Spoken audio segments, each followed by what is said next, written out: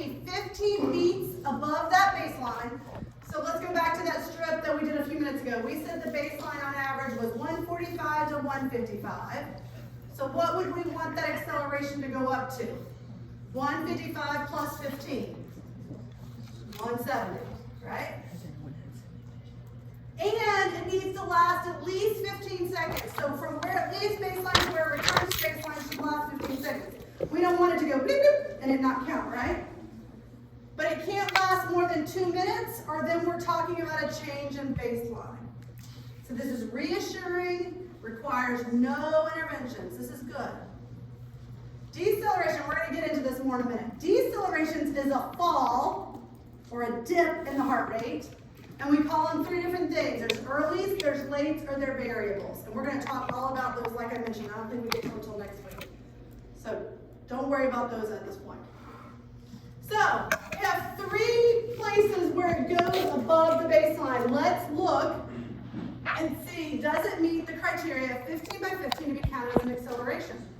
So 15 beats above on this strip, we said to 155, right? 145 to 155. So does this go to at least 170?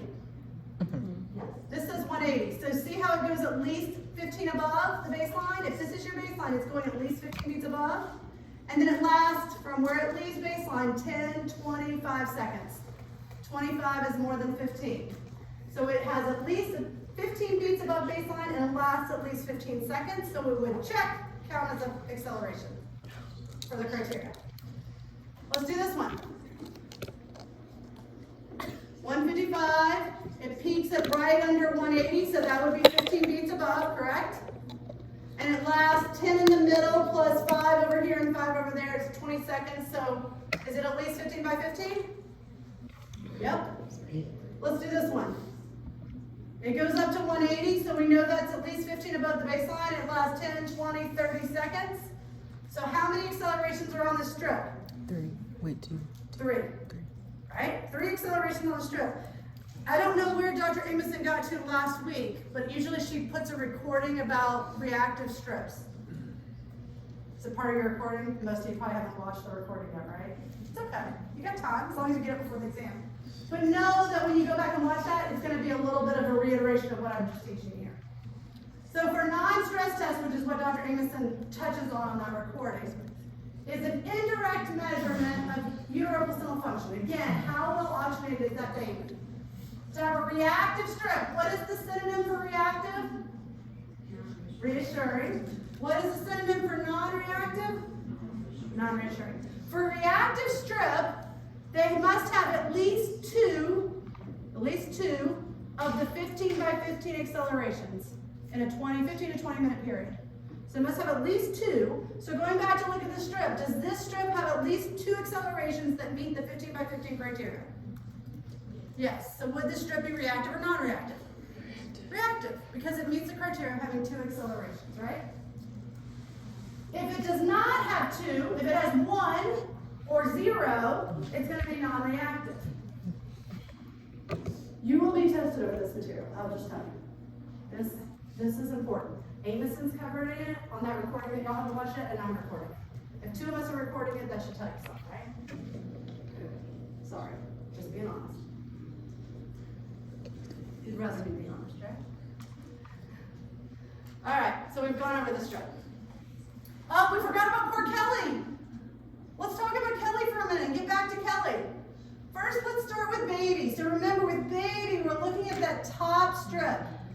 First of all, I want you guys to figure out the baseline. Do it in your head before I talk about it. Figure out what's the baseline, where the majority of the beats fall, excluding accelerations. So make a cross over accelerations, and not including where the contractions are. So we're looking at where do they fall here, here, and here. Where do the majority of your beats fall? Do it in your head, and remember it's a range of numbers.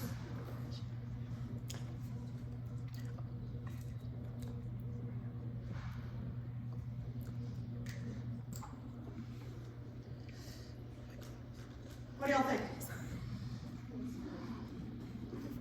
That's gonna be Be proud, y'all. What's the question? That looks like a contraction. Okay, I like it, you're right, but it's a little wide. She gave me a very wide beat. Let's see if we can narrow it down to about 10 beats. So you're gonna miss some of the beats, because your range is correct. She said 120, 145 something. She noticed all those beats fell in 120, 145. Let's narrow it down even further. Where do most of those beats come? Understanding that we're gonna miss some of the beats that are outside that range. 130. 130. So right here, this is a 130 line, so we're looking at most of them are between 130 and 140 here. This is 130, so I'd say 130 to 140. Again, she's right. Some of them fell slightly below and some of them fell slightly ahead, but we want to try to give us an arrow. Again, if she said 125 to 135, she's going to be right. I'm not trying to trick y'all up. It's an estimate. It's an estimate. Okay, so we know our baseline. What is our variability? You remember that beat to beat, that squiggle and our wiggle. Is it moderate, is it minimal, or is it marked?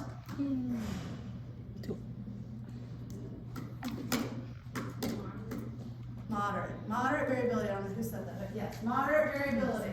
It's not a straight line, or it doesn't look like a straight line. It's not also way up and down. That means jumping more than 30 beats in between each beat. It's not doing that, right? So we got moderate variability. Do we have any accelerations? Let's count them. Now this one's a big one. It doesn't return to baseline, so I'm going to count this as one big one. So if we set our baseline as 130 to 140, we need this acceleration to go at least 15 above 140, correct? We said 130 to 140? So this one goes up to 160. So 140 to 160 is 20 beats, and we need at least 15, so it meets that criteria, correct? We also need it to last at least 15 seconds. From where at least baseline, 10, 20, 30, 40, 50. So we're way more than 15 seconds. So this acceleration, if I could circle it right there, meets the criteria for one acceleration. There's a little something right there, but I don't think it's going to count. Let's look at this one. Now this one's kind of weird because it kind of dips below, but don't let that distract you. Does this get up above 15 beats above the baseline? Yes. Does it last at least 15 seconds? We got 10 here, we got at least 5 here, and at least 5 there. So we have 20 seconds at least. So yes. So we have two accelerations that are at least 15 by 15. Let's look at this one real quick. If we said the baseline was 130 to 140, here's our baseline. Although this looks like an acceleration, see how it doesn't even go up 10 above the 140 mark? So we know that one's not an acceleration. But it doesn't really matter because she has two accelerations above, which we know is reassuring and good. So what are we going to call the strip? I just said reassuring. But what's that other word? Reactive. Good. We have a reactive, well-oxygenated baby here. Okay, let's do contractions real quick. Yes? Regarding contractions, should it just confirm, is it supposed to be above the baseline? Contractions or baby? Are we talking the bottom strip? No, The top? No contractions on the top, that's just baby. not contractions. Acceleration? Yes. Acceleration should be at least 15 beats above the baseline. Correct. Correct. Contractions, there's 3 of them. We're going to ask mom or feel her phone is her intensity, but let's do frequency. Remember, frequency starts from the start of the contraction, which we really can't tell. We're going to count it from here all the way to the start of the next one and to the start of the next one. Can everybody see on this screen the darker black lines? I'm going to try to show them to you. This is the dark line, 1 minute here, 2 minutes here, 3 minutes here, 4 minutes here, 5 minutes. Do you see that? So let's count minutes since we did seconds before. So for frequency, we're starting from where? Beginning of the contraction, and we're going to where? Beginning of the next one. So this starts 20 seconds before the line. Do y'all see that, the dark line right here? So I'm going to add 20 seconds at the end when I count. So I'm going to go from minute, so pretending this is the start, but I'm going to add that 20 seconds later. This is 1 minute, 2 minutes, 3 minutes, 4 minutes. 4 minutes, and I'm going to add that 20 seconds. 4 minutes and 20 seconds. Now, I could have done 10, 20, 30, 40, 50. We'd be here all day, but you see how it worked the same way? Now let's count from here to here, because remember we have to have a range. So this is on the line, here's another minute, here's another minute. So 1 minute, 2 minutes, from the start of this contraction to the start of this one. So our range for contractions for frequency is going to be every 2 to 4.5 minutes. Does that make sense? I just confused you. Let's do it by seconds. Let's do it by seconds. Just to make sure, okay? Here's where it leaves baseline. 10, 20, 30, 40, 50, 60, 70, 100, 110, 120, 130, 140, 150, 160, 170, 180, 190, 200, 210, 20, 30, 40, 50, 60. That makes sense?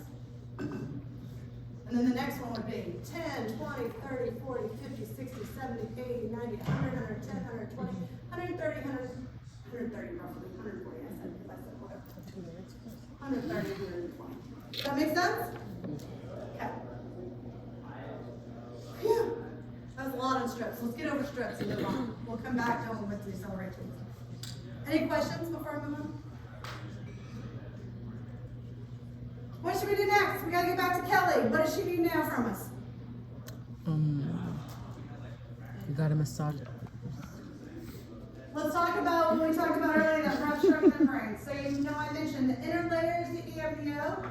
The outer layer of the fluid bag is called the chorion. So you can have amnioitis for the amniotic infection, or chorionitis for an infection of the chorion. We have about 1 to 2 liters, so think about your liter size of Coke, right? We have about 1 to 2 of those that bathe and cushion the baby. It's really, does a few things. It's a cushion, so if I was pregnant and I ran into the wall, it prevents the wall from hitting the baby, right? It cushions the baby. The baby also swallows it, and it's what helps with lung development and gastrointestinal development, and they actually pee that fluid out inside the utero and then swallow it again. I know that sounds gross, but every single one of you did. It's just part of life. Amniotic fluid should be clear or straw colored. Did Dr. Amos and Yad talk to you about what it's called when a baby poops inside its bag of water? Or does anybody know from clinical or? Meconium. Meconium. It looks like pea soup when it comes out. So when mom ruptures and pea soup comes out the inside of her, it's because baby has pooped inside their bag of water. What is the problem with that? Infection. I hear a lot of things, but it's hard for me to hear anything. They can. Meconium being inhaled, right? Because when that head comes out, the lungs haven't come out yet, right? So the head comes out, then when the lungs come out, that baby goes, and if it breathes in poop, none of us, that would be good for, right? So what they do, if somebody has meconium in the fluid, they will have respiratory therapists come to delivery, and they will suction baby out when the head first comes. So normally they're going to suction out with a bulb syringe, nose and mouth. But a baby who's got meconium, they're going to suction with like a deep suction like y'all have seen with trachea suctions and stuff, right?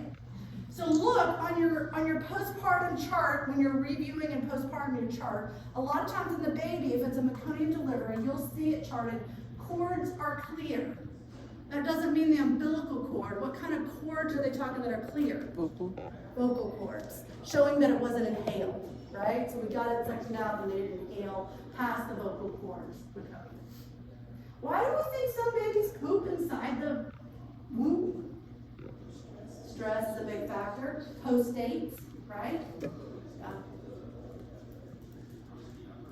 Oh, when I talk about straw and clear colored and really no smell, amniotic fluid does have a smell to it, but it's not the same as urine, if that means anything. Urine has a really strong, amniotic fluid's a little sweeter smelling. I know I'm weird, y'all get over it. It's just how I describe things. Be ready, because I'm always weird, isn't it? Okay, so we talked earlier about SROM, spontaneous rupture of membranes. You remember I mentioned at the beginning only 8 to 10% naturally rupture. And we'll want to ask our patient when they come in approximately what time is that, because it's important to know, was that 1 p.m. today or was that 1 p.m. yesterday? That's going to make a big difference when it comes to infection, right? We also want to know if it's term or preterm, right? Are they 38 weeks and beyond, or are they prior to 38 weeks? If they are preterm, prior to 38 weeks, they're going to get antibiotics no matter what, because they have a preterm baby. If they are term, they're going to get antibiotics after the 24 hours of being ruptured. Doesn't mean we're rushing them back for a C-section. They can still have a vaginal delivery. We just need to prevent that baby from getting infection. So preterm, anytime, they're going to get antibiotics. Full term, antibiotics after 24 hours. Make sense? Or the other option is AROM, for artificial rupture of membranes. This is only done, and most everything I teach y'all in here is what the nurse does, but there are a few things that we cannot do. It's not in our scope of practice. One of them is to rupture a bag of fluid. So this looks like a little crochet hook, if you've ever done crocheting, I'll pass it around. It's got like a little pointy end on it. The physician or midwife is doing a vaginal exam, so they have one hand in and they use these two fingers. When we're checking dilation and effacement, we only use two fingers. Your dominant hand. Never put more than two fingers inside mom. You will see doctors do it after delivery when they put their whole arm in if they have a postpartum hemorrhage situation, but that's not for us to do. We will only ever use two fingers. So with two fingers, they slide this amity hook along the two fingers and pull on her bag of water. Now the bag of water itself has no nerve endings. So the rupture doesn't hurt, but obviously if somebody's got two fingers inside them, that could be painful, right? The procedure itself can be painful, but the actual hooking is not. What would need to happen before we could do this? Lubrication. We're using a sterile glove, that's a good point. We don't want to have a regular glove on because we want to reduce the chances of infection. Think deeper too. Yes, if she is slapped shut, meaning her cervix is long and thick, we can't get this in there, right? She's got to be, sorry, I know the words I use. It's entertaining if nothing else, okay? It gets worse before it gets better today, I'll just warn you. I can't help it. I've been doing this a long time. Yeah, if she's long and thick and her cervix is closed, like most of the women in here right now, I can't get this up to hook it, so she's got to be a little dilated. What else? Not crowning. Where's that baby's position? If that head is out of the pelvis, right? It's floating around doing somersaults inside mom, what could happen? What could come out with the fluid? The baby. Well, the baby, if it's big, not that easily. But the cord, right? Then we got a cord coming out, and then we got a problem because you can't get baby out if the cord's come out, right? So we got to make sure that, and we, meaning the doctor, right? Because this is their responsibility, that the head's well engaged, right? And it's a head, not a butt or a foot or a shoulder or something else. And that we started dilation. And it's our job to document what time the artificial rupture of membranes occurred. That's part of our job as a nurse. Because it's important, if we get past 24 hours, we're going to do what? Give antibiotics, not a C-section. Could you do a C-section? Sure. But the 24-hour rule is about antibiotics, right? So the question is, how do we know if Kelly's ruptured or not? Now, obviously we've all seen the movies where there's a big gush of water, and that happens with a lot of women. I will also say that many times in the end of pregnancy, women will pee on themselves, and it feels like their bag of water's broke. And for all of y'all out there, you're saying, how in the world did those two things feel or look similar? They just do. They just do. Yeah. So we want to have something that for sure tells us whether this amniotic fluid's ruptured. So back when I worked in L&D, we would always use nitrazine paper. That was something in our nursing scope of practice. We could use nitrazine paper to put, like you remember from chemistry class, to put on the fluid in their pants to see whether it was broken or not. Interesting. Blue is positive, yellow is negative. Guess what? Urine turns nitrazine paper. Blue. Blue. So what good did this do me? Not at all. But that was in your scope of practice. I don't think any hospitals are still doing it, but maybe if you moved out of the rural area. There's also something called a firm test. Amniotic fluid has the ability, when you're looking on it under a microscope, to make this firm pattern. Only amniotic fluid does this. It has to do with the fetal cells. Unfortunately, nurses weren't deemed capable of using a microscope, so that was not in our scope of practice. So I worked evening shift at Eastside for a long time. I love evening shift. I started when I was like, I got a nursing school when I was 21, I was a baby. And I loved it because it was 3 to 11. I could like sleep normal hours. It worked with my schedule. I didn't have kids. Like now, 3 to 11 would work. But back then it was perfect schedule, right? And so between like the hours of 3 and 6, doctors were usually over in their office, right? They would come over if I needed them, but not quickly. And then in the middle of the night or late at night, 10, 11 o'clock, if they didn't have anybody in actual labor, they didn't have to have a doctor on staff in the hospital. Now, your big hospitals, your Northside, Keystone, they're always going to have a resident at least in the hospital. But Eastside's a little different. It's a smaller unit, and I don't know, you can tell me, they probably always have a doctor there now. This is kind of an old, I'm old. But anyway, weird and old. Not just really labeled myself. Anyway, so a lot of times we didn't have a doctor to check whether the firm pattern was there. And they were certainly not going to drive in the middle of the night to sleep to come check the firm pattern. So luckily, all the hospitals now use what we call an amnisure. It's a vaginal swab that the nurse can do, and then it's sent off to lab, and basically in your lab, the hospital lab, they look for that firm pattern to give you 100% accuracy. Because what's the risk? What if they think their water's broken, but it's not? What's the risk of that? Somebody might end up with a C-section because their body's not really in labor. They peed on themselves. We've started labor. They can sit there, first of all, for days without going into labor unless we start on Pitocin. And they're more likely, if their body's not ready, to end up in a C-section. Does that make sense? So we don't want, and think about your 36, 37 weekers. We don't want to let somebody go into labor if that baby's lungs aren't quite developed yet. And another week would get them there, right?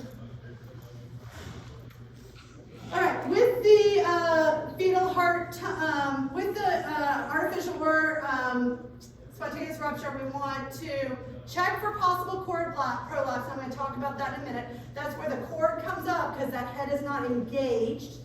We want to document the time of rupture, color, odor, clarity, and amount. Amount's an estimate. You're not going to say, she lost 200 cc's of fluid.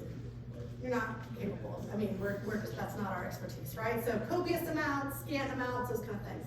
Let's talk about cord prolapse, where the cord comes out. I have a great story, and this physician's long retired, so tell me your name. Brianna? Okay, Brianna works at the hospital I used to work at, so she's not going to know any of the parties involved. Plus, he knows I tell a story. So anyway, I had my 2 laboring patients, and I was happy, and everything was fine. By the way, room 7 is the unlucky room. If you haven't figured that out, room 4 now. Is it room 4 now? No, room 4 was beautiful. It's room 7 when I was there. I delivered my second room 7. That's a whole other story. So anyway, you'll figure this out. All hospitals have their lucky and unlucky rooms, or at least nurses feel that way. So I had my 2 patients, we were laboring fine, and in comes off the street, meaning into our waiting room, a lady who had spontaneously ruptured. She was wearing a dress with a skirt, and you could see the cord hanging out between her legs when she walked in. So she had ruptured, the cord came out, which is automatic emergency C-section. The problem is, if you try to deliver this baby vaginally, the head would put pressure on the cord, cutting off the blood circulation to the baby, and it would die. So when you have a cord prolapse, in addition to getting them into an emergency C-section, your other responsibility as a nurse is to keep that presenting part off of the cord. So literally you lay them on a stretcher while the doctor's getting ready to C-section, and you hold your finger and push, not the cord, but the head off the cord. And you keep that finger in there until the doctor removes it the other way, right? So I had this thought run through my head that thank goodness I didn't have the next admit, right? Because I had my 2 laboring patients, and some other poor coworker of mine, when you think evil thoughts anyway. I was just glad that one wasn't mine. So I'm back to my lady who was a gravid of 5, pair of 4. She had 4 vaginal deliveries. She was a perfect patient. You know everything's going to go smoothly. And Dr. Geltz came in. He's long retired. He looked like Santa Claus. Gray beard, gray mustache, gray hair. Nicest doctor you'd ever meet. He came in and he's like, okay, Kathy, I want to check your patient. Okay, wants to check for progress. While he's checking her, mind you, this is maybe 20 minutes after the other lady walked in the door. She spontaneously ruptures. He did not rupture her, but she spontaneously ruptured, and out goes the cord into his hand. So he looks at me and he goes, we have a cord prolapse. And I literally thought he was joking, because the chances of having 2 cord prolapses in one night is like 1 billion to 1. I don't know what actual statistics are, but it's very, very rare to have 2 in one night. I'm like, you're joking. He's like, nope. And so that means we have to go straight back to the C-section room for him to take her off, take the baby out by C-section. Oh, I could pass this around. Walk around like it's a weapon. He has to take her out by C-section, but at this moment in time, he has to keep his hand inside mom, holding the head off the cord. So he pulls it, he was sitting on the edge of her bed when we did the exam. He pulls his feet up on the bed, so now mom's laying in bed, Dr. Geltz is also laying in bed. I took the sheet and threw it over both of them, because we can't have her down the hall with his fingers in her vagina. So I threw the blanket over all of them. I unplugged the bed and started wheeling it back. Well, room 7, I don't know how it was at the time, but it was all the way here, and the OR is all the way over here, right? Not that far, but far enough that, you know, it's not next door. And we have 2 ORs at the time at Eastside. One was like the good OR, and one was the bad OR. And I don't mean it really bad, I just mean like the good OR is the one that always got used and was always well stocked. The bad one was like the leftover one, you know? Well, who's in the good OR? That lady that walked in 20 minutes ago, right? So now I'm like, great, I gotta go to the further OR where nothing's set up like I like it. That's okay. I yell at the unit secretary as I walk by to call anesthesia, because by the way, this mom had no other girls, so that meant she was going under general anesthesia. To get anesthesia in so Dr. Gills could cut. So I push her back into the OR, and the OR table had been left up at the highest position. And silly me, I didn't think to raise the bed before I unplugged it and ripped it from the wall and hauled it down. So, of course, all the plugs in the back of the ER all have anesthesia equipment. I'm not about to unplug anything. So poor mom is now climbing from a bed down here with Dr. Giltz's hand in her, up onto the OR table. It's up here, you know, like this. Anyway, you got the idea. So anesthesia comes in, puts her under, and Dr. Giltz pulls his hand out and immediately starts cutting. There is no washing. I mean, he had gloves on already and it was sterile before he went there. So anyway, immediately goes into cut. And in the OR rooms, there are windows that face, and they're not like a viewing like you see on Grey's Anatomy, but there are windows that like the house supervisor and stuff can come by and look at. And a few minutes later, Dr. Giltz is in the middle of surgery and I'm circulating, and I hear on my wall, on my window. Who wants something? And it was house supervisor. And she was mad at me because I didn't have my hair in a bonnet. I didn't have my shoe thingies on. Back then, we didn't have masks on unless we were going to the OR, so I didn't have a mask on. We didn't have time for any of that. And so I just smiled and waved and pointed at Dr. Giltz, who his Santa Claus beard is now deep in removing that baby, and she goes, and then went on.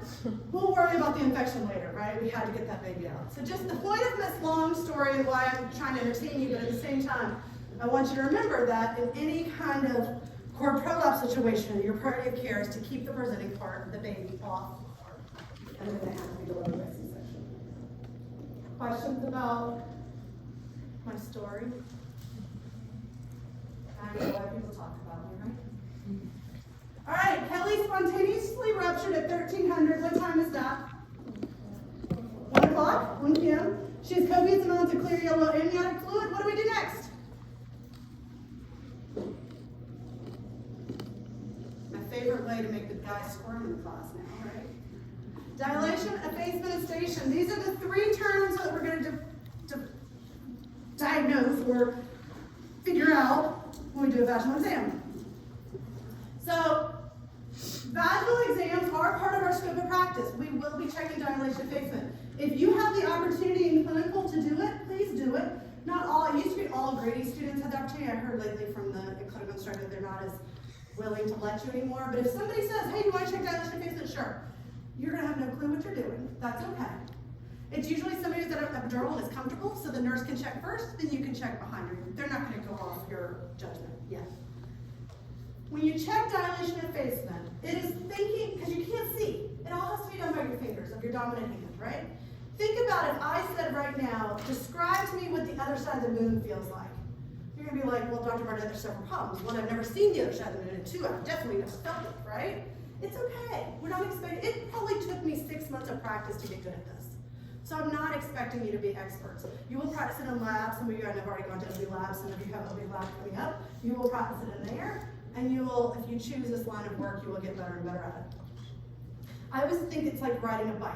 You remember when you were a little kid and you thought you'd never ride a bike without training wheels, and you would always, once they took the training wheels off, you'd fall, and then something happens and now you can tootle all around the neighborhood? That's what checking a cervix is like. You're gonna be clueless for a while, and then it will just, bing, you'll get it. Okay, so when we do a cervical exam, we're checking for dilation, effacement, and station. We're also checking for a number of other things, and I'm going to talk about that when we get there. But right now, we're going to concentrate on this. So, you know how when y'all did like straight cast, y'all would have a set of sterile gloves that come in a package of 2?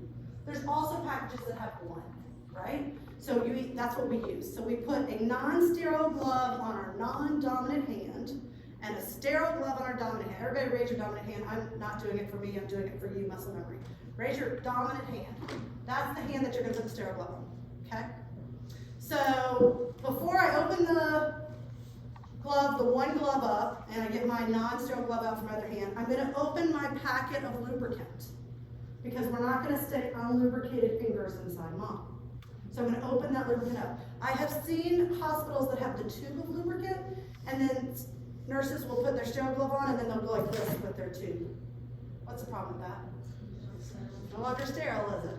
So I like the disposable ones, because I feel like at least if you touch it with a disposable one, you're not, whatever. But open that sterile lubricant up before you put your glove on, because otherwise you're not gonna be able to get up. So you open that up, lay it on your sterile glove, just like you would your lubricant for your catheter, right? Open that up and have it sitting there. You're gonna put your one sterile glove on. This hand has your non-sterile glove, your clean glove, and then you're gonna take and drop your lubricant on, and then rub it around. So you have 2 lubricated fingers. Again, only these 2 fingers. What you're gonna tell me is your fingers are not long enough. I challenge anybody to have smaller hands than me. I have the smallest hands on earth. Every student's tried. Nobody's beaten me. Smaller hands. I don't blame God. I do not make these small hands. But they work perfectly fine for me and L&D. So if they work fine for me, they'll work fine for you, whatever size hands you have. When we go in, so guys, sorry, I feel bad because you guys are already embarrassed by me. It's gonna get worse. Women, tonight, when you're bored, and you're sitting on the toilet, and the reason I know, yes, I'm going there. The reason I say toilet is because it helps open your hips up. You could do it laying in bed too. Take your own 2 fingers, girls, not boys, and feel inside your own cervix. You can feel it. It's the thing that the tampon pushes against when you put the tampon in. Feel your own cervix. It's long and thick. For you girls, I know I'm weird, but you're gonna learn the material. If you've never had a baby, your cervix is long and thick. Right? If you're your uterus, your cervix is long and thick and closed. If you've ever had a baby like me, my cervix will never be long and thick again. Now, it will still, oh, she's taking pictures of my long and thick cervix. It's okay. You know, you can't even see it probably from your picture. I remember I used to run One of these days I'm gonna get fired from KSU. Because of this lecture, I guarantee you. Long, thick cervix. If you've had babies like me, it never gets all long again. Now it's still closed, my cervix is still closed at this point, but it's not long and thick. Guys, you don't have a cervix, you're gonna have to get a willing participant.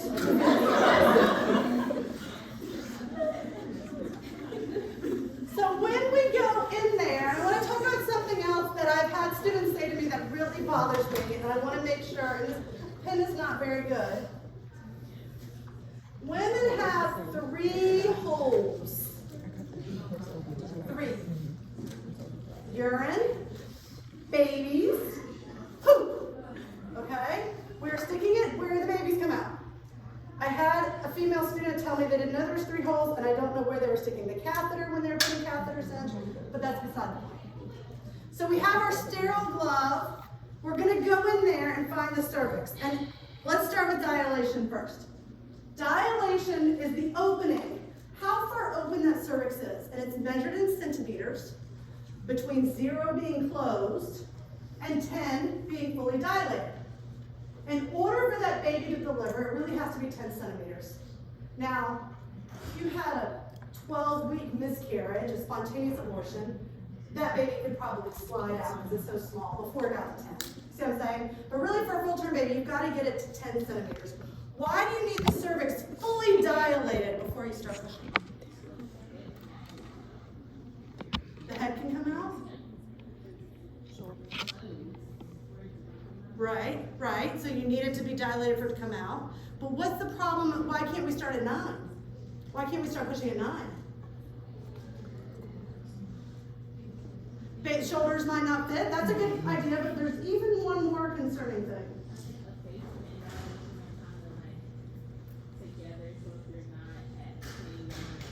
True. That's true as well. I want to think about it. I'm going to use your arm, and I promise I won't hurt you. If I stood here for the next 20 minutes and kept hitting her arm, what would happen? And I'm not hitting it hard, but let's say I was hitting it hard. What would happen? Bruise, sore, what else? Swelling. What do you think happens at cervix if the baby's head keeps pounding in? Do we want a swollen cervix? It's not. Thank you for letting me borrow your arm. We don't want a 9 centimeter cervix, and you'll see this. That either rips, and then they have to go in and stitch the cervix, or gets bigger because it's swelling from the trauma of hitting it. So we need that cervix to be completely dilated before they push. So 0 to 10 centimeters dilation.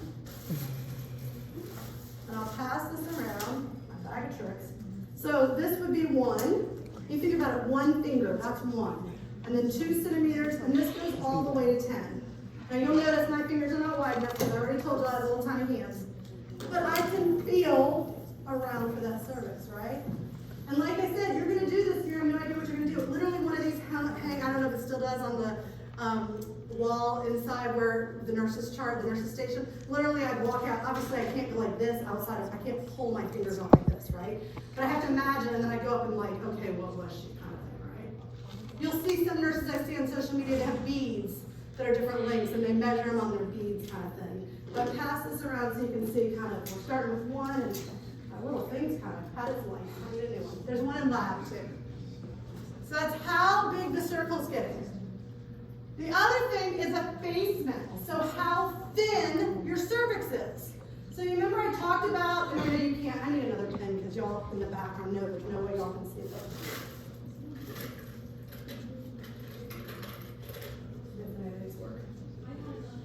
Do you that works? Let me try one of these, and if these don't work, I'll definitely come get them. Because this orange one is not helpful. Oh, that's better, isn't it? Right? We're talking long, we're talking dilation is this opening. Effacement is this way. How thin is it out? Right? That is measured on a percentage from 0, which is what all you ladies that have never had a baby are right now. Your cervix is at a 0% effaced. To 100% means it's like a piece of paper thick. Think how thick that piece of paper is. It's thinned all the way down where it feels like a piece of paper. Both dilation and effacement must occur, like my friend up here said, completely before you can start pushing. So you see this is closed, starts to dilate more, and effacement thick, thinner, really getting thin. And then there's your dilation from 1 to 10. Make sense? Let's talk about this mucus plug. See how this cervix, this is what a lot of you girls don't have a mucus plug right now, but you have a long, thick cervix like this. This is going to be dilation, how it opens. This is your effacement. Mucus plug, when you're pregnant, works to cushion and lubricate the long walls of your cervix. It comes out at some point in the end of your pregnancy. It is not an indication of labor. You notice I didn't mark mucus plug anywhere. When it comes out, it's usually women who are in the bathroom and they wipe after they go to the bathroom and it looks like snot. It looks like kind of a clear colored snot. It's very mucusy. Women freak out, especially if they haven't been educated on this. No significance. It just has to come out some point before they deliver. So we get women called off all the time. I lost my mucus plug. Okay. It doesn't mean anything in our world, okay? So cervix not dilated or effaced. Cervix begins to thin out, but no dilation yet. It starts to dilate and thin out. Now, when we talk about, okay, 2 centimeters dilated, doesn't necessarily align with 20%, but you're not gonna have somebody 9 centimeters dilated and still 10%. Does that make sense? They gotta go together, but they don't have to be exact. It's not 2 and 20, 3 and 30, 4 and 50. But you're not gonna have somebody all the way dilated. They can't still be long and thick. They do kind of have to go together. The third number, because remember I said dilation, effacement, and the third number is our station. Where is our baby in correlation to our ischial spines? That's the most inner part, not these big birth and hips, not these big things, but the thing inside, that narrow spot where the spines of your pelvis bones come in. And so at that most narrow point, that's a 0 station. Station is -3 or really -5 in the academic world, but usually -3 to +3. So think of your numbers as positive the closer baby is to out. Negative the closer baby is up. So 0 is right at the ischial spines, and then +1, +2, +3, or back to 0, -1, -2, -3, right? If it's past -3, we call it laudable, meaning you push on the top of that baby's head, and they're gonna like bounce around, and they're not engaged in that back of the water. So station, we want a positive number. We want to see that baby coming down the birth canal. Does that make sense? Those three numbers are written on a score like this. So 5 centimeters dilated, 60% effacement, -1. So I would call Dr. Geltz and I would say, Dr. Geltz, your patient's 5, 60, and -1. He doesn't need to hear centimeters and percentage, he knows that. So I would just say 5, 60, and 1, or -1. Doctors can check cervix because midwives and us as labor nurses. Good? Questions about dilation, effacement, and station? Yes, Doug? What are you feeling to know that it's that big? Like, is it, you're feeling the baby's head You're not. You're feeling the cervix. Oh, you mean for station or effacement? for a face? For effacement, you're feeling the cervix to see how thinned out that cervix is. So instead of it being long and thick, okay, let's mirror image this. Whoops, I just lost this. See how this is long and thick? This would be 0% effaced, 0% dilated, right? 0 centimeters. This has gotten thinner, so maybe this is now 80% effaced, still close, so it's 0 centimeters. Now, really you wouldn't have it this drastic, but I'm making a point. See how it went from long to thinned out? We're gonna do another exercise real quick, and hopefully I'm not gonna trip over that. I want each of you guys, I'm gonna pass these out. I want everybody to have their own cervix. You're welcome, guys. I know that's such all you'll pass. Just take some. It doesn't matter if you get a big one or a little one, and I'm dropping them. You sleep on your back.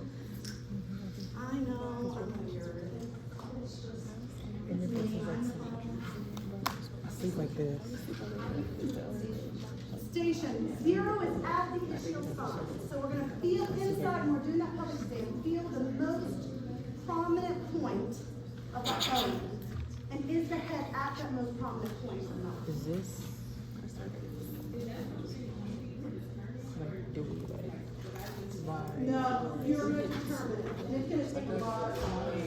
It's not easy to just go. And that's why I say usually This you is how start big it with is. Oh.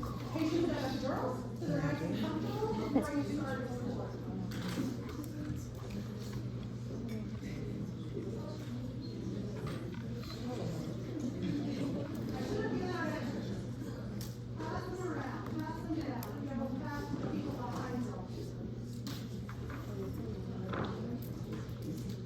Alright, man, what's gonna happen? Okay. 2 ways to think about this while the rubber bands are getting sent around. First, think about a lifesaver. Y'all know what a lifesaver candy is? Mm-hmm. Guess why lifesaver candy has the name lifesaver? It has a hole in it so if you choke on can't it, it will choke save on your life, right? Did y'all know that? I have a wealth of useful knowledge to share. Okay, the lifesaver is sitting on your tongue. What does the lifesaver do? It thins out, and the hole in the middle starts getting bigger. If I could afford to buy all your lifesavers, I would, because it really helps. The middle starts opening, and it starts thinning out. That's dilation and effacement. Okay, everybody take your cervix. Where your 2 fingers go, this is dilation. Now take your rubber band and pull it thin. That's effacement. Thicker, thinner. Does that make sense? How are you gonna feel? Great question. Some of it is this way, some of it is this way. If everybody can see how I'm holding my fingers. Crazy, because you have no looking. That's all with these 2 little fingers in your dominant hand. So this is dilation. This, the thinning out, that's your effacement. No effacement, more effacement. Make sense? Save the rubber bands, we'll pass them. I'm giving a ton of stuff out today. You'll pass it to the middle later. Question? Great question. Somebody asked me that as I was kind of walking up the steps a minute ago. The ischial spines are the most prominent when you're feeling, again, another thing you can practice on the toilet, girls. When you stick your fingers in there, you can feel the bones stick out inside your vagina. You can feel the walls of your vagina, the bones. Those, where those ischial spines are, that's what you're measuring. Is the baby's head equal to those ischial spines? That's a 0. If it's further down, it's in increments of 1. So +1, +2, +3. +5 would be like that baby's head is crowning and it's getting ready to come out. If that makes sense. So dilation and face and all have to do with the cervix, and then ischial spines for station on the side of the vaginal wall. You did not think y'all were going to be talking about this today, did you? Poor guys. Girls, at least we kind of, whatever. One of these days I'm going to say the wrong thing. I'll put my mic back.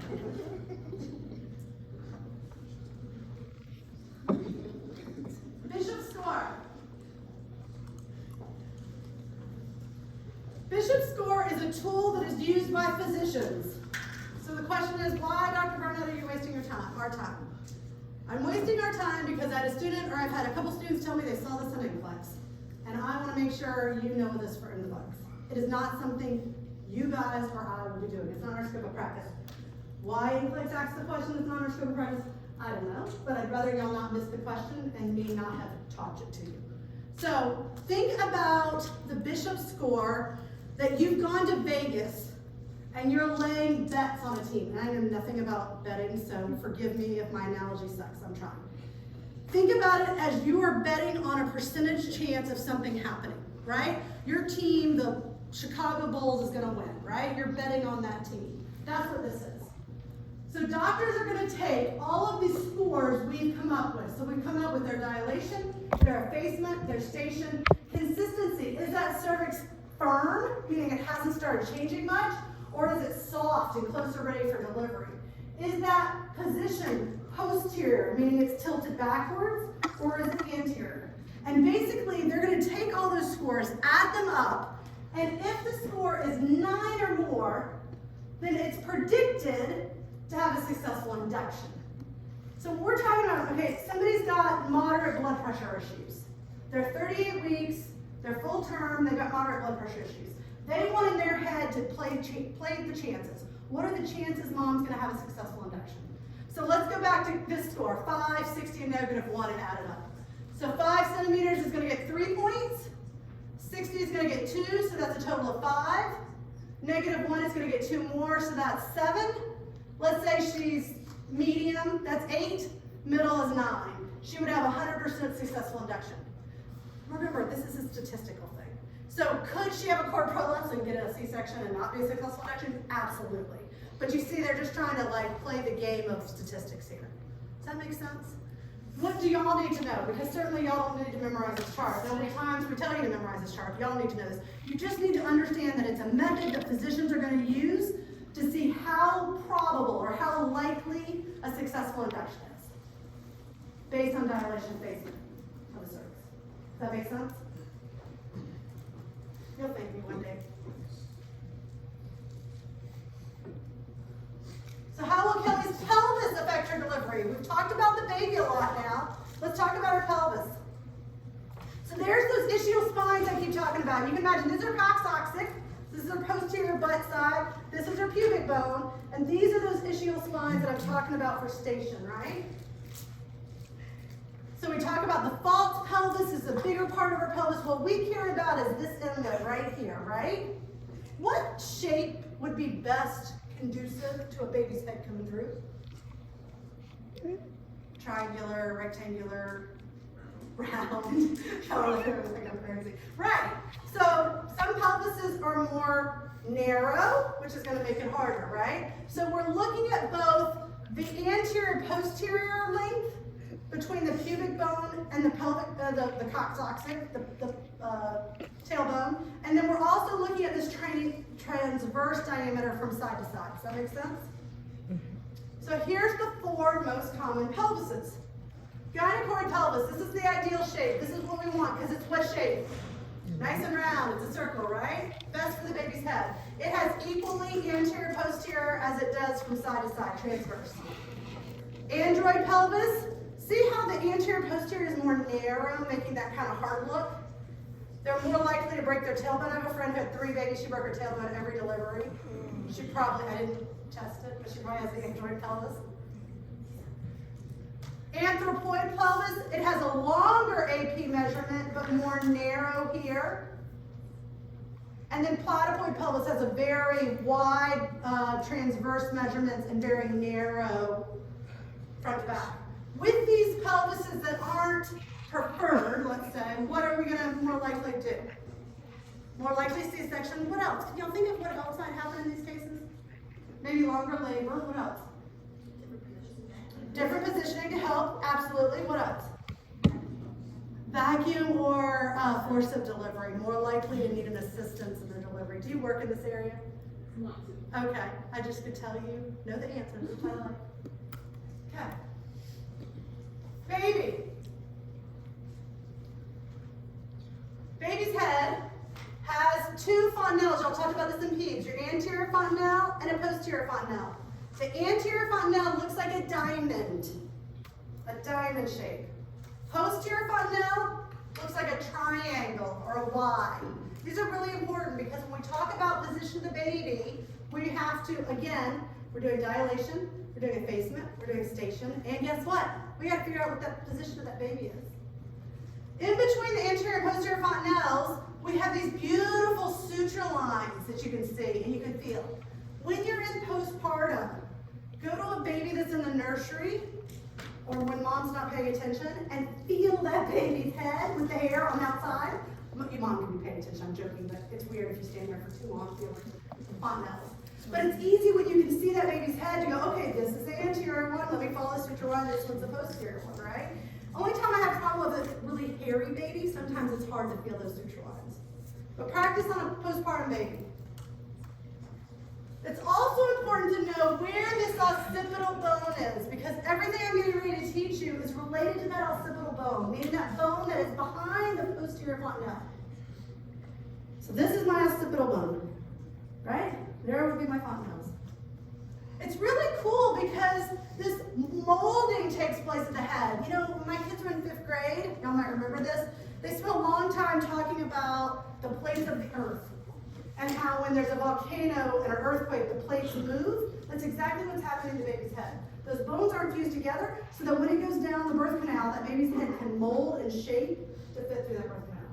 It's the miracle of why we can have life, right? Without this, we would be an extinct whatever, person, animal, whatever we are. So anterior fontanelle, that diamond shape that I'm talking about, it's usually 1 centimeter to 4. It remains open to 12 to 18 months. Remind me, what did Miss Miller or Miss Martin, whoever taught you this, what did they say that tells you about a pediatric kid, that first year of life? There's significance here. Keep going. Hydration status. What else? I'm going to get on to Miss Miller and Miss Martin. What would a swollen fontanelle tell us? Intracranial pressure, right? Yeah. So those have significance when the baby's on the inside and when the baby's on the outside, right? Posterior one closes a lot quicker. It usually closes within the first 8 to 12 weeks, so the first 2 to 3 months. But remember, this one looks more like a Y. Okay. I have a series of fetal words coming up. This one's fetal attitude. Each of these words you need to understand the concept behind because they're very similar. Fetal attitude. Okay. Y'all already think I'm weird, but here we go. Would a baby come out better? Y'all in the back yelling at me if I'm not on it. Would the baby come out better in fetal position where everything's flexed? Knees are flexed, ankles are flexed, elbows are flexed, neck's flexed. Would a baby come out better flexed in fetal position or extended? Flexed, right? It's obvious. So fetal attitude, I always think of my teenager when we talk about fetal attitude. Flexion is going to be better, right? When everything's flexed, that fetal position that we talk about is going to be the best. It's going to be harder. It's going to be harder if the baby's not, like, if you're extended far enough, what's going to present? Their face is going to present. Now, 9 times out of 10, you cannot deliver a baby with a face presentation. They're going to need what? A C-section. Because the face, first of all, feel the top of your head. Now feel your nose. Which is more likely to dilate a cervix? The hard head, right? That's why you're hard-headed. Your nose is not going to do well pushing that cervix open. There was recently, if you Google this, delivery, it wasn't here in Georgia, but it was somewhere, that they did deliver a first-time baby face first. They did not know it was full face first. And that baby looks like Muhammad Ali on his worst boxing day ever. Like his face is so bruised, you feel so bad for the child. Very rarely can a baby successfully deliver like that, right? Fetal lie. That's your next fetal word. Okay. So, we know this is head down and we know this is butt down, right? But for this, it's talking about the spine in relation to mom. Sorry, this is my girl. I'm just going to have to yell at y'all for a minute. The spine related to mom. So is the spine of the baby parallel to my spine or perpendicular to my spine? Parallel. The spine is the same as mine, right? Is the spine parallel to my spine or perpendicular to my spine? Parallel. Now, is it parallel or perpendicular? Perpendicular. Right. So perpendicular would be your transverse. Longitudinal would be your parallel. So this way and this way. Make sense? So that's your fetal lie. If the baby is parallel spines, it's longitudinal. If it's perpendicular, it's transverse. Everybody still with me? We're going to go through one more section, then I'm going to give you a break. Fetal presentation. This is the part of the body of the baby that is quickest to come out of mom. Okay? So we know there's head, and just to make it confusing, head has 3 names. I told you everything has multiple names. Cephalic, or vertex, or you'll hear me use occipital, because it's got occipital bone. All 3 of those mean the baby is head down, right? That would be our most preferred position, right? Breech means the pelvis is coming out first, and we'll talk about that in a minute. That could be both legs, one leg, or butt. And then there's shoulder, or scapula. So most babies are head down, thank goodness, 95%, but there are 5% that do come out different ways. Most of the time, those are going to end up in a C-section, correct? Unless you're in a third world country, and then maybe there's a higher chance of a breech delivery.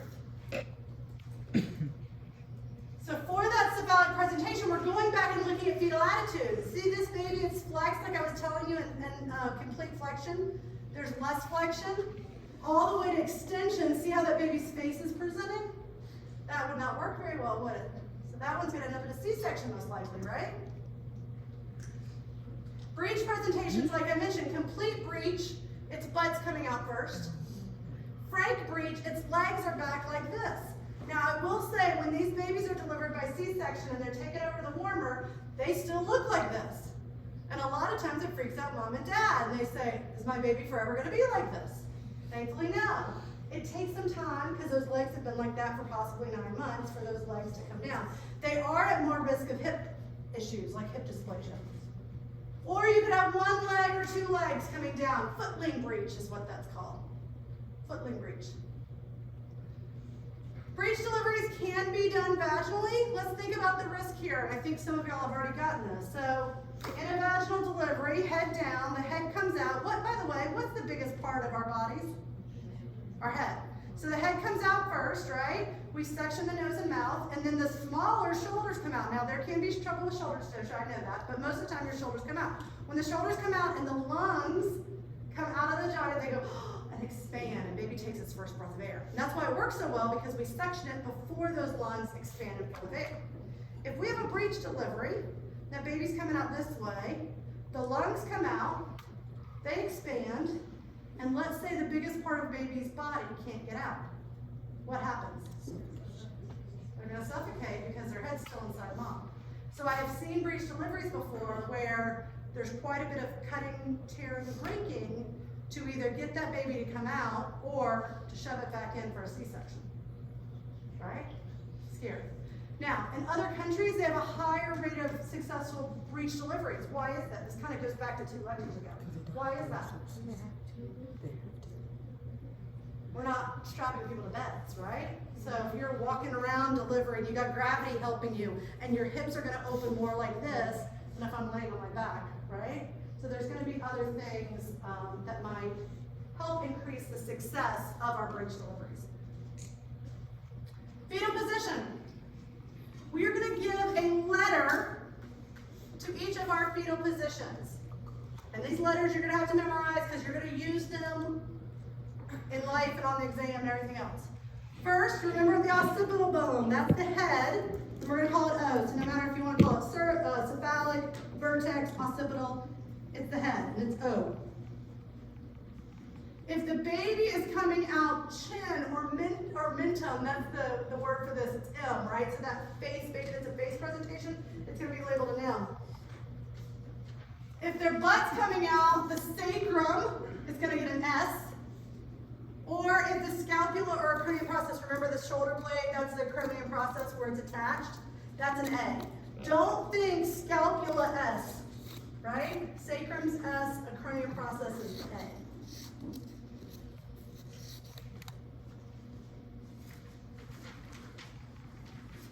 Let's take a 5-minute break before I start this section. I'm gonna start handing out babies. Y'all get babies. Take a quick 5-6 minute bathroom break, stretch your legs, move around, I'm gonna hand out babies. They told me. Alex. That's why I was there. I don't know if I said the class. I'm not gonna remember this when I actually studied it. Yeah, man.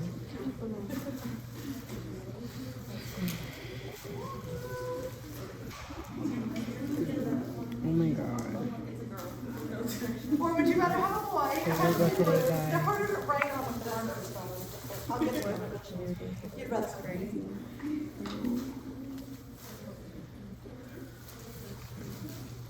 Please.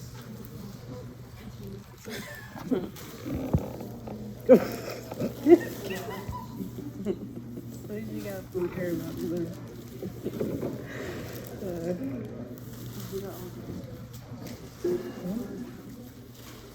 I want pink. Oh, yeah, that pink.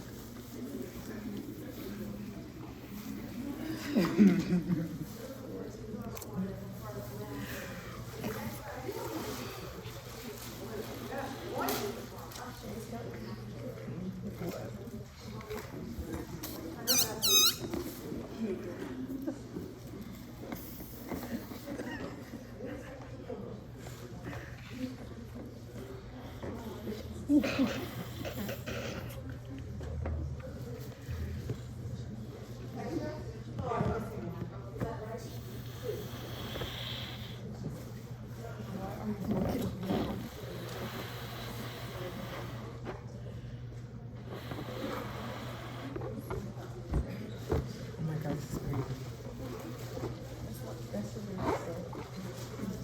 Hmm?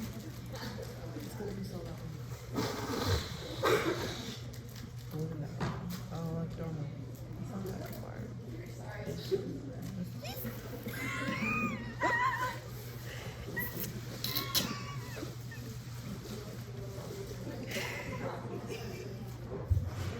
Oh my god.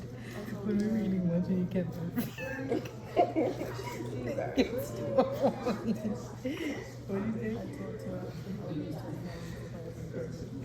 Somebody's got an error remain on the ground, I'll give you the service. Yes, do we need more? Eyeliner? Not a very good counter. It's hard to tell when people are sitting in there. Ever? I don't want to ever eat. If I could have a surrogate, I could get. If I could have a surrogate, I would do that.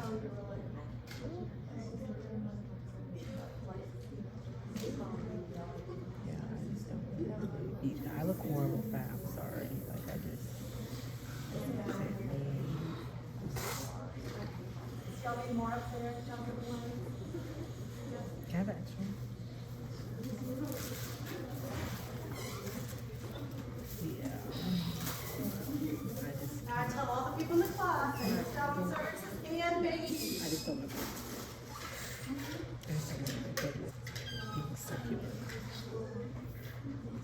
So you'll go up. I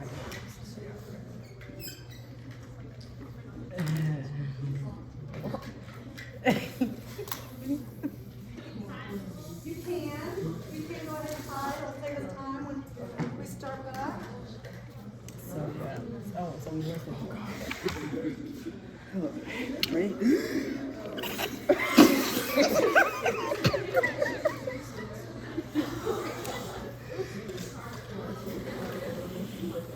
So these were used by the last class.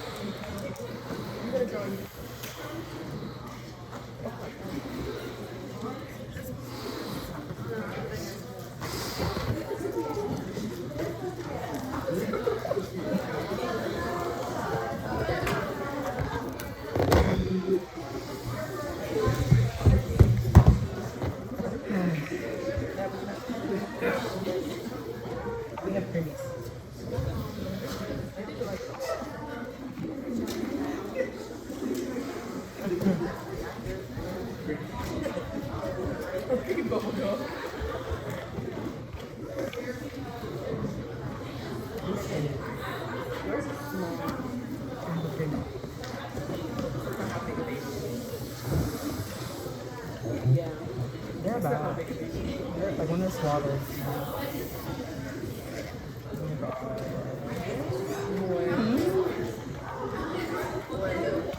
I usually not do that. They put me on, and then they. You're going to, wait till I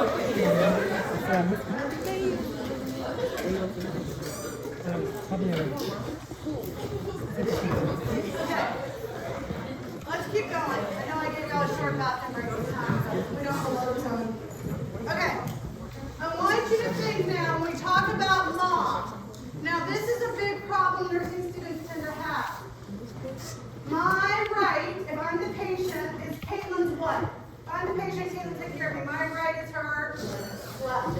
So think about it when we're doing all these exercises. What is mom's right or left? Not your right or left or you'll mess it up. So think about, this is, if I'm your patient, this is my right side, this is my left side, correct? R or L. This side is my anterior, and this side is my posterior, right? A for anterior, P for posterior. So when you do this exercise, you're looking at, for the presenting part of O, for the occiput, remember that's the bone behind the posterior fontanelle.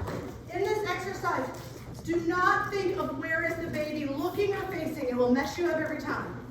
You are figuring out with your two fingers in mom's vagina, where is the occiput behind the posterior fontanelle in correlation to mom. So right now, is the occiput closer to my anterior side or posterior side, right? Occiput is closer to my anterior right now. Now, occiput is closer to my coxsacus, which would be my posterior. Does that make sense? Is occiput closer to my right or my left? This is my right. Your left. Oh wait. This is my right. Right. Yep. This is my left. Occiput will be close to my left. So we're going to come up with a set of numbers or letters, really, that represent how the baby's positioned inside me. And you'll see them. Right anterior, left anterior, right posterior, left posterior. We're going to start with identifying the presenting part. Do we have a head first? Then once we identify the maternal quadrant, just hold your babies because it's a minute away, but I wanted to pass it on break. Which way is that occiput, right? So is it left or right? Is the occiput closer to mom's left or right? Is it an O for occiput, or an S for sacrum, or an M for mentum, or an A for cranial process? And then is it closer to my anterior, posterior? Or what if the baby's sideways, like this? So this is anterior, right? Occiput's anterior. This is occiput posterior. But what if the occiput's like this? This would be transverse. Left, transverse. So you can't really say it's close to my front or close to my back. Make sense? Y'all hanging in there with me? Okay.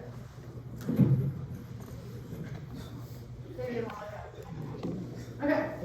So first, do we have an occiput? We have an occiput. Is the occiput closer to mom's anterior, meaning her pubic bone, or posterior, meaning her coxsacus?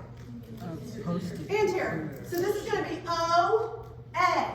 And because it's not tilted more to mom's right or left, it's just going to be O-A. It's going to be two letters, O and A. Y'all can label on your, we're going to go through a bunch of pictures, label it on your computer so later, when you forget what I said, you can go back and remind yourself. O-A. Okay, let's do it again. Do we have an O? Yes, we have a head. Is the O closer to mom's left leg or right leg? Left. So we know it's L-O, left occiput. And is it closer to her anterior or posterior?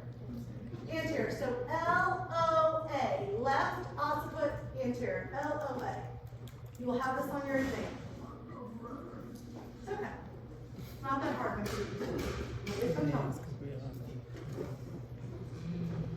How about this one? Is it an occiput? Is it closer to mom's right or closer to mom's left? Right away. Right. R-O, is it anterior? R-O-A, right occiput, anterior. Remember, the baby's face is over here, right? This is the anterior fontanelle, suture line, posterior. We're looking for that occiput. Where is that occipital bone in correlation to mom? We are not paying attention to this side of the baby. Does that make sense? So pretty much anytime the base is down, okay? Correct.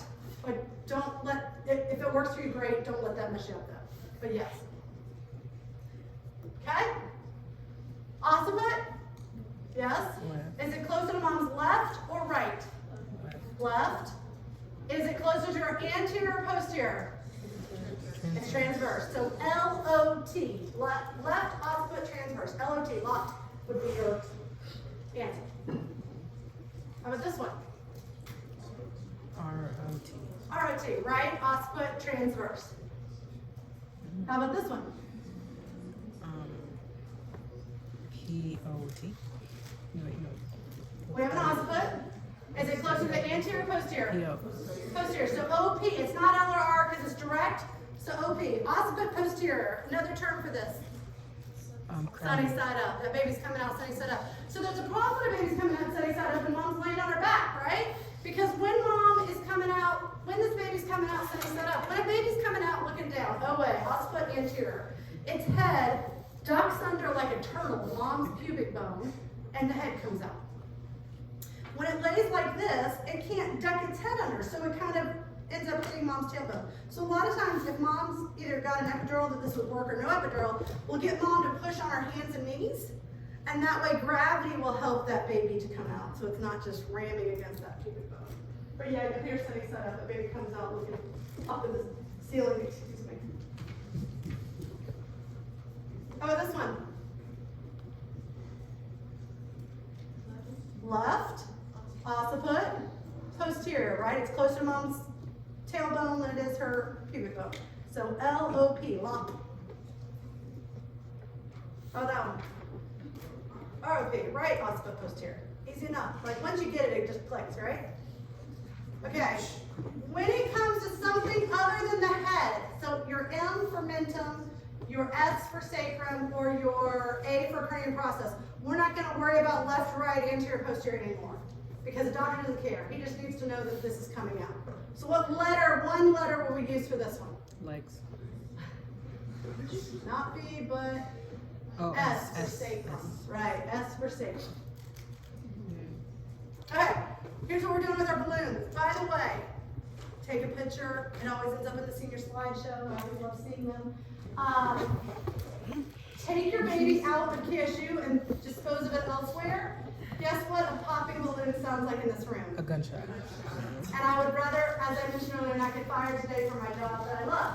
So take baby with you. You're going to draw a face on your balloon. Pull up your balloon however you want. You're going to draw a face.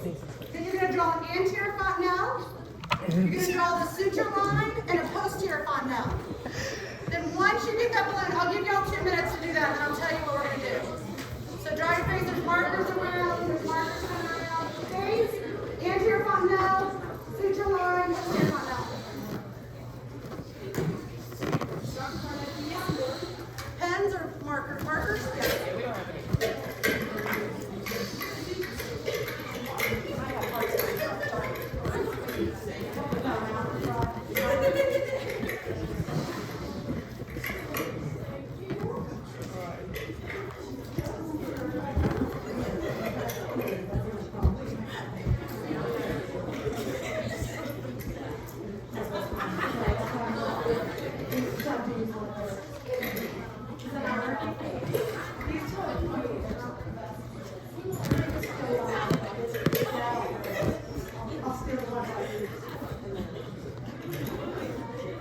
By the way, if you're not using your cervixes, pass them to the middle, and anything else like family hooks, anything to the middle, and I'll collect them while y'all practice.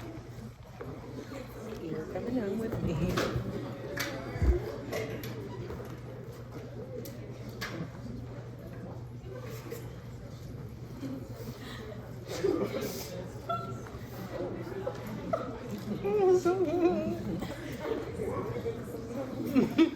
Born with 10. That's a word. You draw hyperpigmentation. All right. I'm a big fan.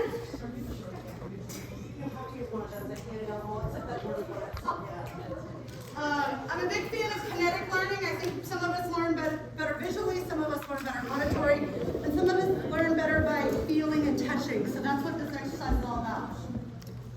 So it's gonna have my Once you get your baby drawn, you will find a smaller groups, y'all can make your own groups.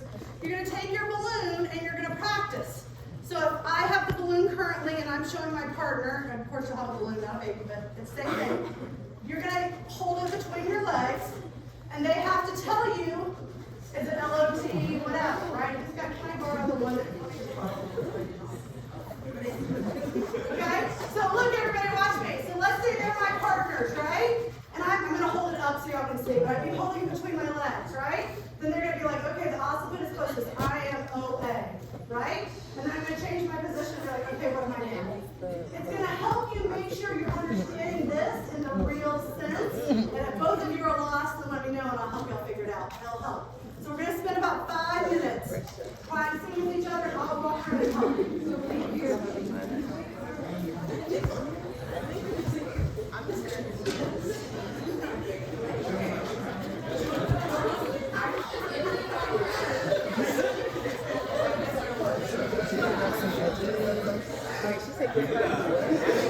Like, is this opposite? Is this POL?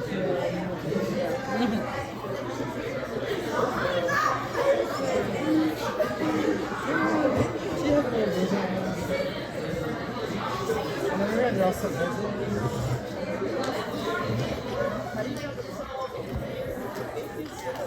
It's like a 4-quadrant.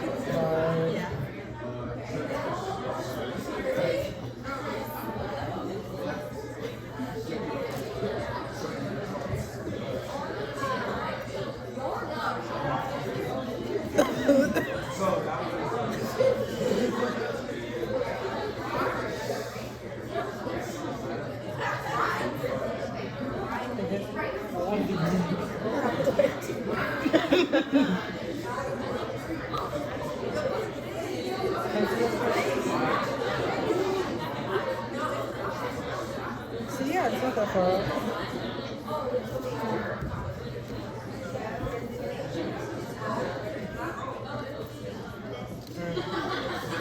Gosh, yes, I do. Gosh, I'm putting it in. What's her pacifier? I haven't liked it. I was trying to like make it like my eye again.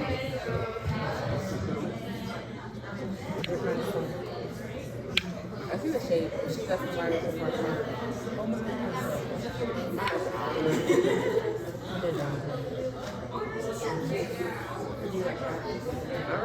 Give me away. I was talking to her and like going back on Snapchat and she was like, why are your eyes so far apart? I was like, I had never noticed on myself and then after you said that I learned I like it down.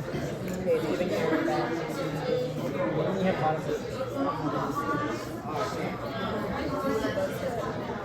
I don't.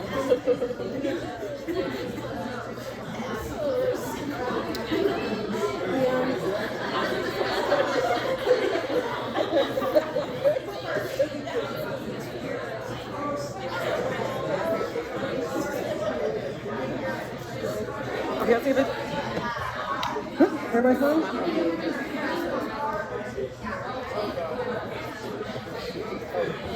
No? Thank you.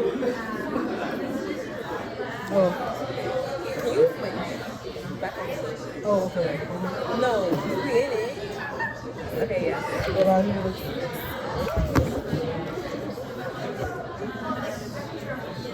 Oh, sorry. Steph, Alex, Des. Oh. Mhm.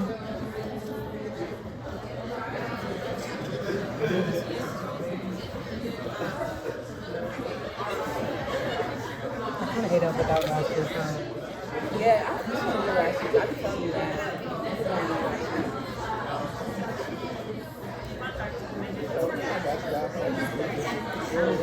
I like, you know what? I do like to try your dog. You don't like not wearing, do you like contacts? No. Oh. Keeping y'all awake. Great picture. Do you want to be in it? But I love that y'all are taking it. Thank you for offering. Thank you.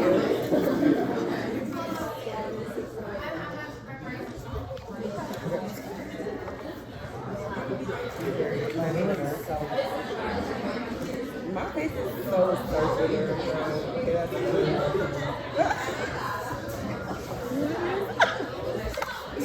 Just happy as hell.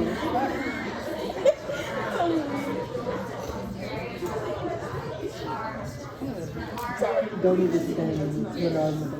No, you don't. I told you already. I thought it was starting something. Ten? Yeah.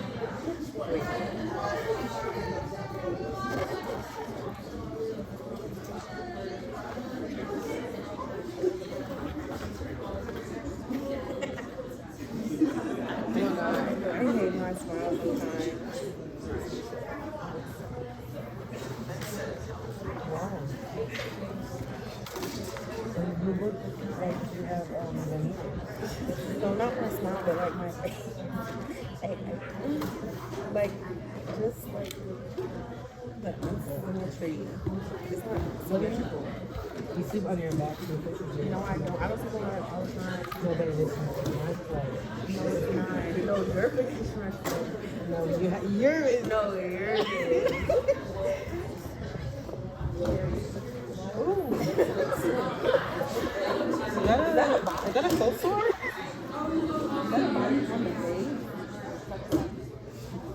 It's technical. So which one's your name? Down. You weren't even posing. I was. You just didn't take a picture. Yes, I did. I said everyone look and you were like, they don't. Smile for all the pictures. You just didn't take a picture. Oh no, I did. But I look dumb. I don't want to send you. Okay, that's alright. Right, questions for me about presentation of the fetus? One more. Everyone's smiling with pose. Presentation of the fetus. Hurry. Okay.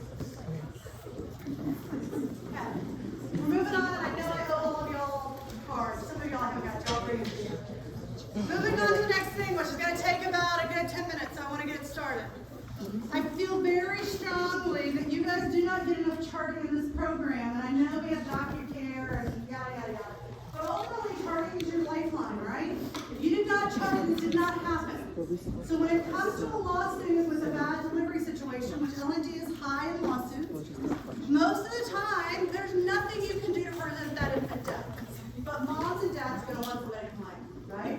So you have to make sure you cover your, you know what, and that's by charting. Do not think, even if that midwife or that doctor is your BFF, that they're going to stand up for you in court. They're going to throw you under the line to keep their license. Thank you. The word didn't want to finish coming out. So, charting is important. If you charted it, then it's not going to be a problem. So we're going to practice charting. I'm going to pass out a few more of these sheets. On this sheet, here's most of the information you need for that card. You won't be able to finish some of it. Some of it's talking about decelerations, which we haven't learned yet. It's okay. I want you to walk out of my classroom today celebrating how much you've learned thus far and how to chart it. Because it's not only about understanding it, it's knowing how to chart it. So you're going to use this strip, and then you might, for some of the information like her date of birth, her EDB and stuff, you're going to have to go back to that first or second slide. So let's take 10 minutes. This is really an individual project. Try to fill this out by yourself. You're keeping your cards. I'm not looking at them. This is a learning exercise for you guys, so don't be embarrassed. If there's things you don't know, this is the discovery part so we can ask more questions, right? I'm going to bring cards to those who don't have them.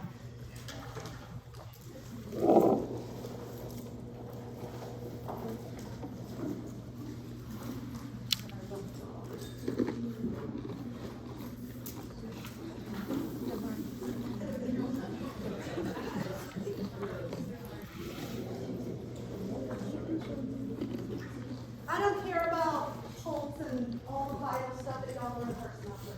No offense, it's important. It's not important in my class right now. So skip vital signs and stuff that we haven't talked about. You guys know that. I don't think care about food and what? On Anaheim, they went to BP.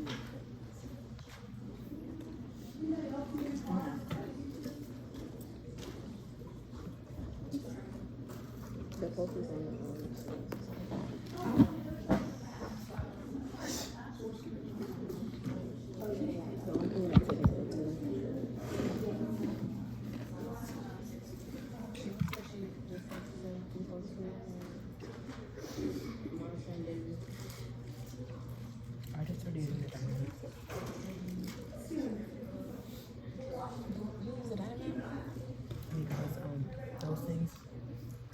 if it's tripping.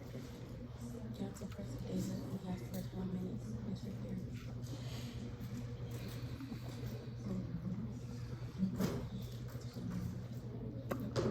Market.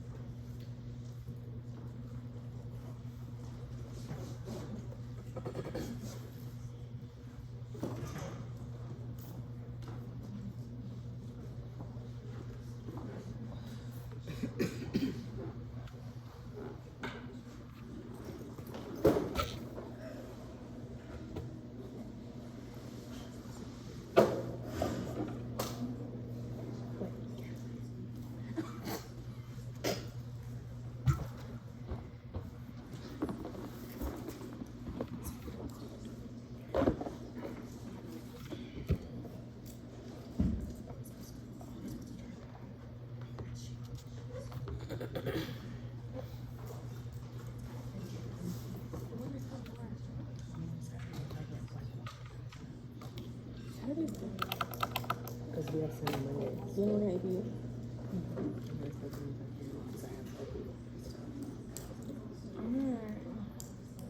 Go Friday. Chill on Friday.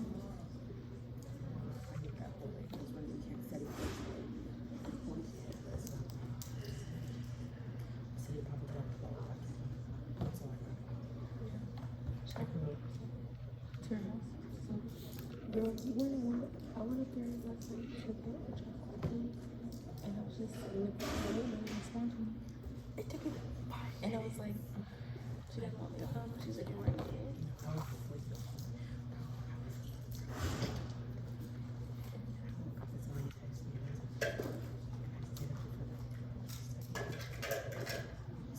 And this is in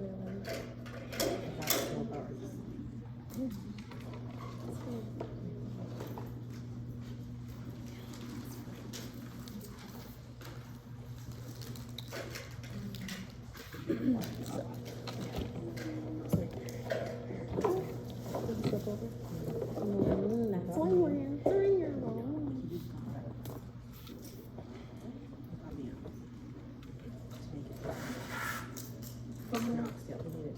Oh. Got a period. Okay.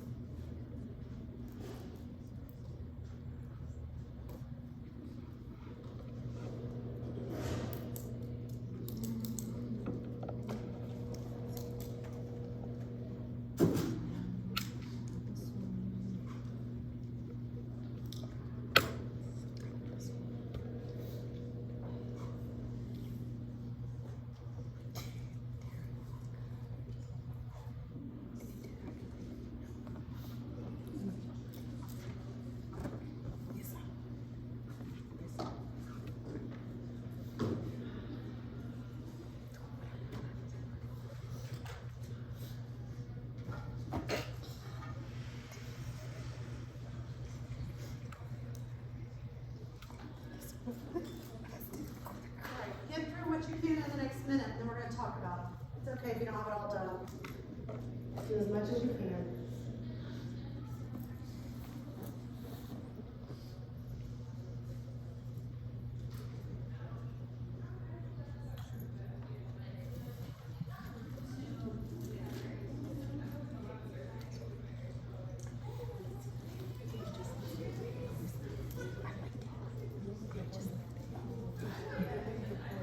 All right, let's go over it, even if you're not finished. So here's the card. First of all, what is her EDC? Estimated daily reminder. 218, right? It was last week. Gravida. 1. Para. I'm just 0. She hasn't had that baby yet, right? How old is she? 28. I told you I didn't care about vitals. What is her dilation? 5. Effacement 60, and station. -1. Good job. Membranes, are they intact, artificial, or spontaneous? Spontaneous at 1300, so we put that. Color? Clear. Fetal presenting part? Left occipital anterior. LOA, left occiput anterior, right? So her posterior, her occiput is up on mom's left side, the front. Medications we're not talking about. She's on a TOCO, a contraction monitor, IUPC, we're gonna talk about next week. That's interior, oh, I can't talk at the end of the day. Interior, inner, thank you, I'm gonna use the words. Inner uterine, thank you, it just did not want to come out. Inner uterine breast catheter, no matter how many times I said it. Frequency of contractions. We've done this strip before, but let's do it again real quick. 2 to 4.5 minutes. Remember, frequency is from the start of the contraction to the start of the next contraction to the start of the next, and it's a range. Duration of contractions. Remember how long they last. 10, 20, 30, 40, 50, 60, 70. 10, 20, 30, 40, 50. 10, 20, 30, 40, 50, 50 to 70 seconds. Now, you might say, Jennifer, that's not what you did 10 minutes ago, whatever. It's okay. Remember, it's an estimate. An estimate. Intensity of contractions. We'd have to ask her, right? Or feel her fundus to see if it's hard or harder. FSC is fetal scalp electrode. That's your internal monitor. So right now you have an external one. What is her baseline?